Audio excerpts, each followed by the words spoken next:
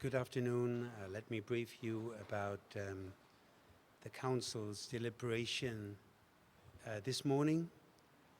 The Council had two consultations this morning, one on Yemen and one on Guinea-Bissau. And let me start with a couple of words on Yemen. The Security Council heard a briefing by the Special Advisor of the UN Secretary General for Yemen, Mr. Jamal Ben Omar, on recent political and security developments. Mr. Ben Omar had just returned from his 14th mission to Yemen. The Council also heard a briefing by Mr. Philippe Lazzarini from OCHA on the humanitarian situation in Yemen. The members of the Security Council agreed that the comprehensive and inclusive national dialogue should begin without delay in order to lay the foundations for a stable and unified Yemen. The members of the Security Council also expressed their support for the steps taken by President Hadi in reforming and restructuring the security sector.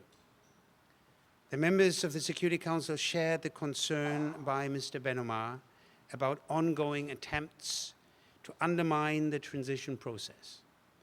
The members of the Security Council, recalling also Resolution 2051 of June this year, stressed the need for the Security Council to continue closely follow the situation in Yemen.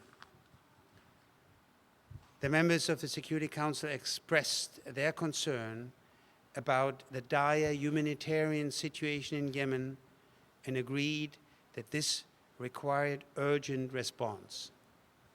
In this context, our members of the Security Council also looked forward to the high-level Friends of Yemen meeting on the 27th of September here in New York to reaffirm the international community's strong support for the transition process and the people of Yemen. The Security Council, as I mentioned before, also held consultations on the situation in Guinea-Bissau. Under Secretary General Jeff Feldman updated the Council on the latest developments. Council members shared their concerns about a continuing political stalemate in Guinea-Bissau and its negative impact on the socio-economic and security situation in the country. The return to constitutional order in the country was therefore at the center of our deliberations. Council members considered the possibility of a roadmap for a transition process and underlined the importance of elections for the transition. There was also a shared sense of genuine dialogue among stakeholders. There was a sense that a genuine dialogue among stakeholders should be promoted and that efforts should be undertaken to bridge the differences between sub-regional actors. And that is what I have to tell you. Sure. On Yemen, I wanted to ask you, was there any Mr. Ben Omar has spoken about, accountability, and I know that the Security Council considered that in 2051, accountability for human rights violations in the unrest there. What's the follow-up on that? What was the discussion of what's the Council's view on transitional justice and Ali Saleh and his continuing role in the country? That was not a major point in the discussion. Council members indeed recalled the resolution 2051 of June, which contains certain measures that can be taken in case the stakeholders are not sticking to the spirit and letter of this resolution. But your point was not specifically discussed in the Council today. A couple of questions about Guinea-Bissau.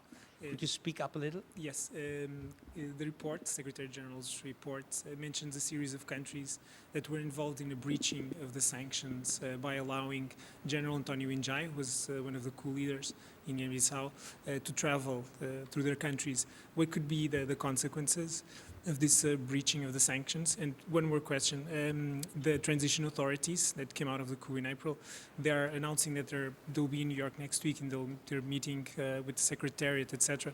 Do you, in your capacity as a German ambassador, think that it's the most positive option for the Secretariat to meet with authorities that came out of a coup? Thank you. First question, you know that the Council decided to establish a sanctions committee.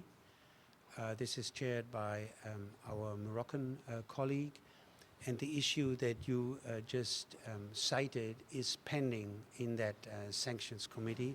It was evoked by one or two members in today's discussion, and the body to deal with that is the sanctions committee, and as I said, it's pending there.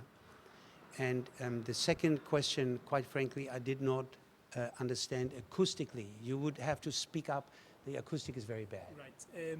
So the transition authorities in Guinea-Bissau, they're announcing that they will be here next week for ANGA, and they're meeting with the Secretariat.